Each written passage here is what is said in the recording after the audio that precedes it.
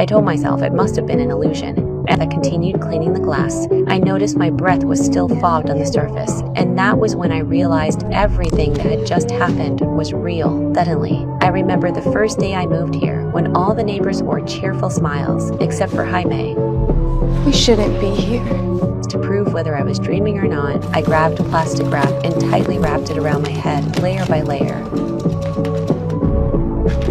And just before I could no longer breathe, I tore it off and knew for sure this was not a dream. I quietly boarded a bus, wanting to see if there were any people at all outside this so-called utopian neighborhood. At that moment, I saw a smoking airplane in the sky, and then it crashed into a mountain not far away. I urged the driver to head toward the crash to help, but he said he was going back and showed no concern for what had happened. With no other choice, I got off the bus and walked toward the crash site myself. After walking for a long time, I couldn't find any trace of the plane, and just as I climbed over a hill, I saw a building in the distance. I thought there would be people there, but when I got closer, it was just a simple structure, and unease began to rise in my chest. I reached out to touch the glass, and suddenly, a red light flashed before my eyes, and everything went dark. When I woke up again, I found myself back at home, and what frightened me even more was that my husband was still in the kitchen cooking, but something about him felt wrong. I quickly told him everything that had just happened, but he calmly said, I must have been dreaming. With no other choice,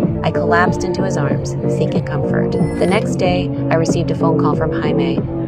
They're lying to all of us. And thinking she was unstable, I immediately hung up. I went to the dance studio to practice, but during rehearsal, I suddenly noticed Jaime appearing in the mirror. What made it even more terrifying was that she was copying my movements step by step, and the sight left me completely frozen. Before I could react,